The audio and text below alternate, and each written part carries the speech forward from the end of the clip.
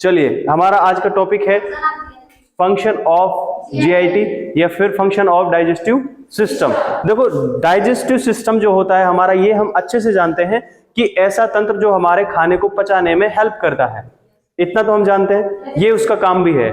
लेकिन एक खाने को पचाने के लिए उसको क्या क्या करना पड़ता है, किस तरह से हमारा फूड हम इंजेस्ट करते हैं, मुंह में लेते हैं, उसके बाद में खाना हम चबाते हैं, देन उसको फिर स्वालो करते हैं, उसके बाद में वो हमारे इसोफेगस के जरिए से स्टमक में जाता है, स्टमक में जाने के बाद फिर वो वहां पे वेट होता है, डाइजेशन होता है, उसके बाद में वो स्मॉल इंटेस्टाइन में जाता है, स्मॉल इंटेस्टाइन में उसका डाइजेशन प्रॉपर हो जाता है और कंप्लीट डाइजेशन होने के बाद उसको एब्जॉर्ब कर लिया जाता है, जो कि अच्छे कंटेंट होते हैं।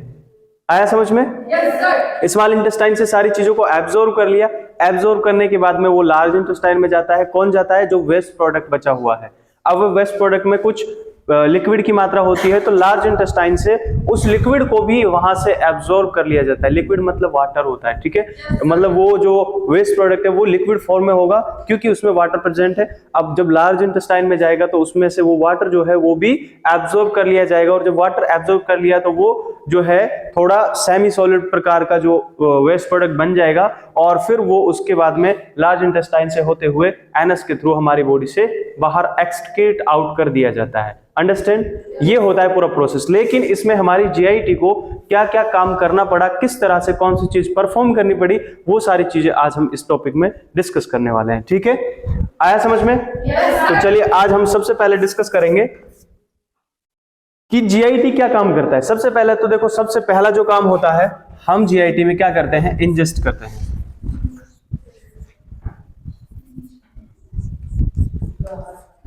सबसे पहला काम क्या है? इंजेक्शन। क्या काम है? इंजेक्शन। क्या काम है? अरे इंजेक्शन नहीं है, इंजेक्शन। क्या काम है? फिर से इंजेक्शन बोला। इंजेक्शन जो होता है उसमें जे आएगा और सी भी आएगा, तब इंजेक्शन बनेगा। ये क्या है? इंजेक्शन। इंजेक्शन का मतलब होता है फूड को ग्रहण करना। सबसे पहले क्या करना होता है हमें? ये हमारा क्या है? इसके होठ बड़े हो गए।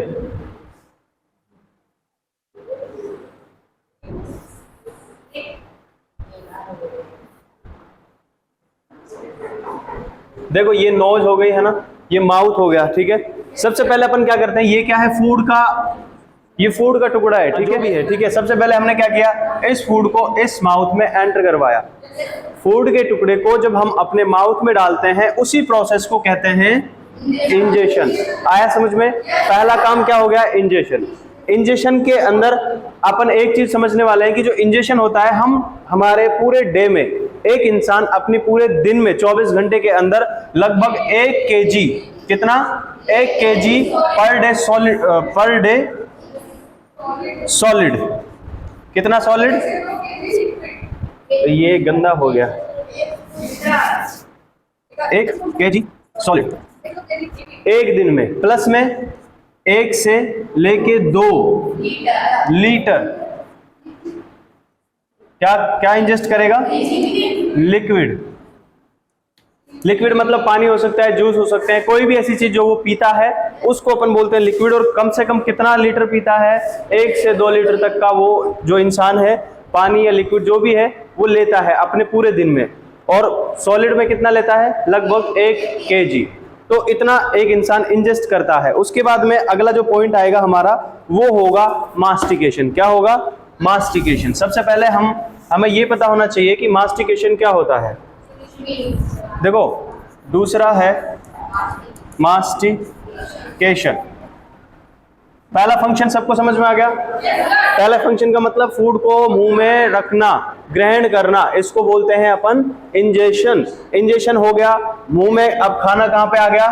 माउथ में आ गया। माउथ में खाना आने के बाद अब हम क्या करेंगे? चबाएंगे। अरे बोल दो चबाओ। क्या बोलेंगे? चबाओ। अब ये चबाएगा। देखो, इसके दांत नहीं है, दांत लगा दे। ये रहे दांत इसके। 32 लगाने की जरूरत नहीं है, ये जो डमी है तो इसको कम ही चल जाएंगे, ठीक है। अच्छा, ये जब चबाएगा इनको तो उस प्रोसेस से क्या होगा? फूड छोटे छोटे टुकड़ों में टूटेगा। अच्छा, मास्टिकेशन को अपन क्या बोल सकते हैं? च्यूइंग बोल सकते हैं। च्युइंगम खाया है कभी? च्युइंगम को च्युइंगम इसलिए बोलते हैं क्योंकि उसको सिर्फ चबाया जाता है, च्युइंग किया जाता है। तो जब अपन किसी चीज को च्युइंग कर रहे हैं, बार बार चबा रहे हैं, हमारा स्टमक भी सोच रहा होगा हरामखोर क्या खा रहा है जो नीचे नहीं आ रहा है ना, क्योंकि च्युइंगम में से कुछ नहीं जाता है ना, सिर्फ उसको चबाते चबाते जाते। उसी प्रोसेस को अपन क्या बोलते हैं? मास्टिकेशन या फिर च्यूइंग। ठीक है, देखो मास्टिकेशन के लिए हमें, सुनो, मास्टिकेशन के लिए हमें जो इंपॉर्टेंट काम करवाने वाली मसल्स होती है वो कौन सी मसल्स होती है? ये जबड़े वाली मसल्स, यही मसल्स होती है ना? अरे मैंडिबल तो बोन होती है, ये मसल्स का नाम पूछ रहा हूं मैं। ठीक है, ये जो मसल्स हैं इसी मसल्स की वजह से होता है ना। अच्छा, एग्जांपल के लिए आप प्रैक्टिकली समझे, जबड़े को पकड़े, ऐसे दांतों से ऐसे कस के बंद करें, यहां पे फील हो रहा होगा आपको, मसल्स फील हो रही है कि यहाँ पे फील हो रही है ना? ये जो मसल्स है ये, इसका नाम होता है मासेटर मसल। क्या नाम होता है इसका? मैसेटर मसल होता है इसका नाम।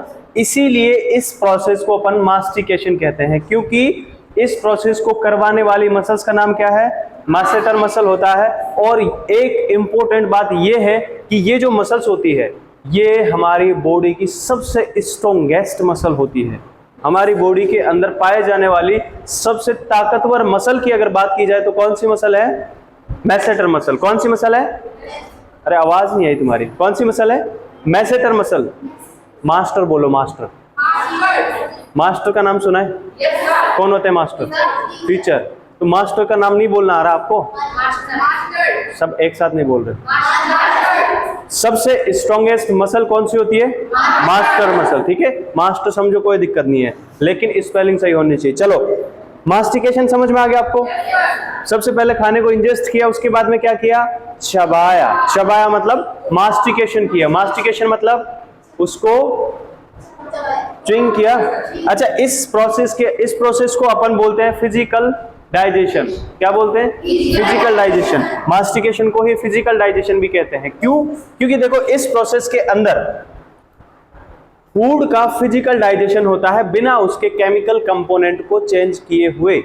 मास्टिकेशन का मतलब होता है इसमें फूड का फिजिकल डाइजेशन होता है, उसका केमिकल डाइजेशन नहीं होता है। देखिए, सबसे पहले तो आपको ये समझ में नहीं आया होगा कि फिजिकल और केमिकल का नाम मैंने यहाँ पे क्यों लिया। देखिए, दो चीजें होती है डाइजेशन को अगर अपन केमिकल फिजिकल के आधार पर देखें तो एक तो होता है फिजिकल और एक होता है केमिकल। ठीक है, देखो फिजिकल का मतलब क्या है?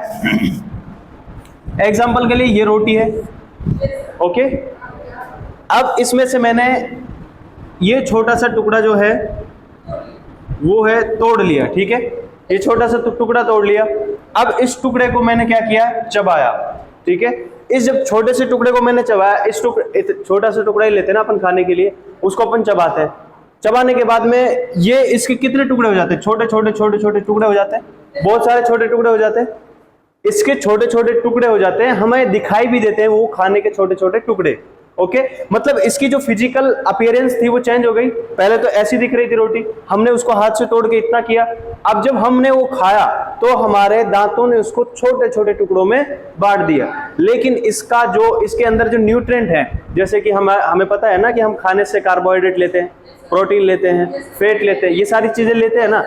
हमने जब इसको चबाया तो हमारे इसके फिजिकल अपीयरेंस तो बिल्कुल चेंज हो गई, मतलब फिजिकली तो ये बदल गया, लेकिन जो इसके केमिकल है, जो इसके अंदर कंपोनेंट पाए जाते हैं जैसे कि कार्बोहाइड्रेट, प्रोटीन, फैट, ये सारी चीजें जो होती है वो नहीं बदलती हैं। अब अगर इसका केमिकल कंपोनेंट नहीं बदला तो इसका मतलब है इसमें केमिकल डाइजेशन नहीं हुआ। इसमें कौन सा डाइजेशन हुआ है? सिर्फ फिजिकल डाइजेशन। अच्छा, कार्बोहाइड्रेट को किस फॉर्म में बदलना होता है? कार्बोहाइड्रेट को सबसे छोटी फॉर्म में बदलती है और उस छोटी फॉर्म का नाम होता है, देखो जो कार्बोहाइड्रेट है, ये मान लीजिए कार्बोहाइड्रेट है, CHO बोलते हैं कार्बोहाइड्रेट को। ये पॉलीसैकेराइड होती है, इसकी बहुत सारी यूनिट होती है, इसलिए ये क्या कहलाते हैं? पॉलीसैकेराइड। और इसको बदलना होता है किसमें? मोनोसैकेराइड में। किसमें? मोनोसैकेराइड। मोनो मतलब एक होता है, मतलब इसके सिंगल यूनिट में जाना होता है इसको, जिसको अपन ग्लूकोज कहते हैं, फ्रक्टोज कहते हैं। ठीक है, तो उस यूनिट में जाना होता है इसको। अगर कोई डाइजेशन ऐसा हो जिसमें कार्बोहाइड्रेट उसके छोटे यूनिट में चला जाए, मतलब उसके केमिकल कंपोनेंट में चेंज हो जाए, उस कंडीशन को अपन बोलते हैं, क्या बोलते हैं? केमिकल डाइजेशन को क्या बोलते हैं? Chemical digestion. लेकिन यहाँ पे कोई केमिकल डाइजेशन हो रहा है क्या? सिर्फ बाहर का जो टुकड़ा था, बड़ा वाला खाना था, वो ही अपने छोटे टुकड़ों में बट गया, इसीलिए इसको क्या बोला हमने? Physical digestion. आया समझ में? देखो उसके बाद में आता है स्वालोविंग। लेकिन स्वालोविंग जो होता है उससे पहले जो मास्टिकेशन हो रहा था, मास्टिकेशन में हमने ये छोटा सा टुकड़ा खाया और छोटे से टुकड़ों को खाने के बाद में ये एक बॉल टाइप में एक खाने का स्ट्रक्चर बना देता है, जिसको अपन बोलते हैं बोलस। क्या बोलते हैं? बोलस। कैसा बना देते? देखो जब अपन खाना खाते हैं, खाना खाया सबने? अरे खाना नहीं खाएगा पैदा हुए तब से? खाना नहीं खाया तुमने? एलियन हो क्या? बिना खाना खाए जीते हो? अरे आज का छोड़ो, डेली खाते हैं ना खाना।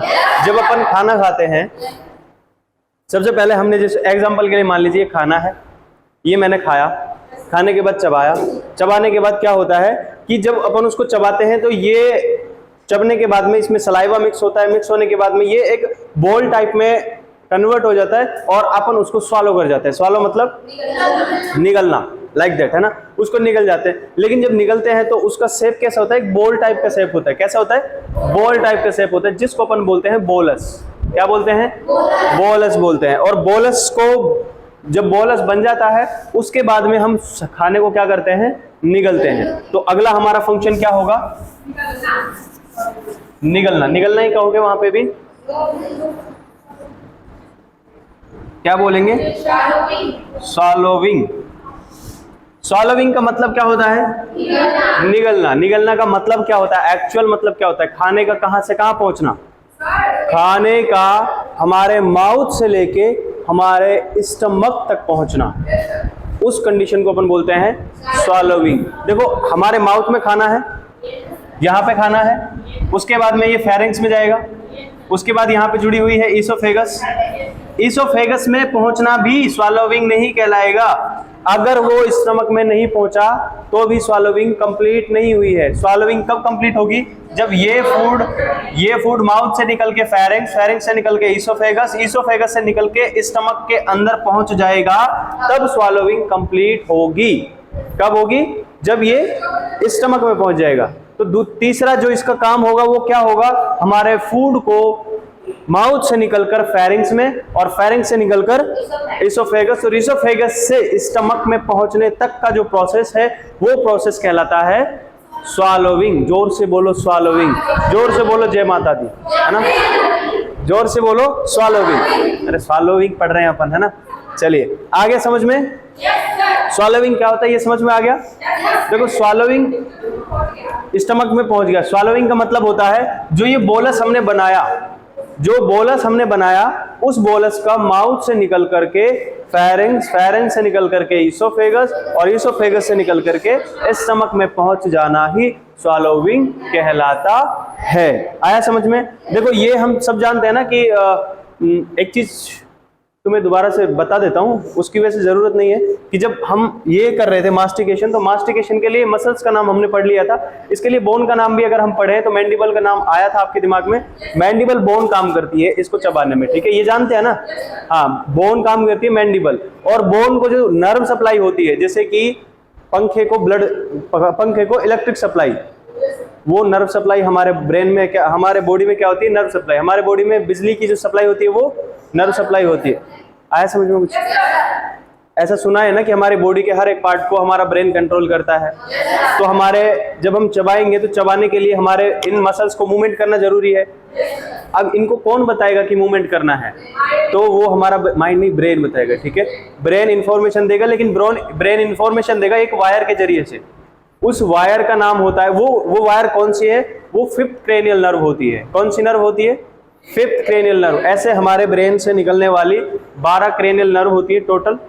उनमें से जो 5वें नंबर की क्रेनियल नर्व है वो हमारे इस जबड़े को मैसेज देती है। ओके, आया ना समझ में? चलो ये तुम्हारे ऊपर से जा रहा होगा, लेकिन आने वाले टाइम में समझ में आ जाएगा, ठीक है? अभी सिर्फ इतना याद रखो कि ये 5वां नंबर है ना, ऐसे नहीं, ऐसे याद रखो कि जब अगर आप कोई गलती करे और मैं जोर से ऐसे गाल पे मारूं, ठीक है, तो कितने अंगुलियां छपेंगी? 5। तो इसको कौन सप्लाई करता है?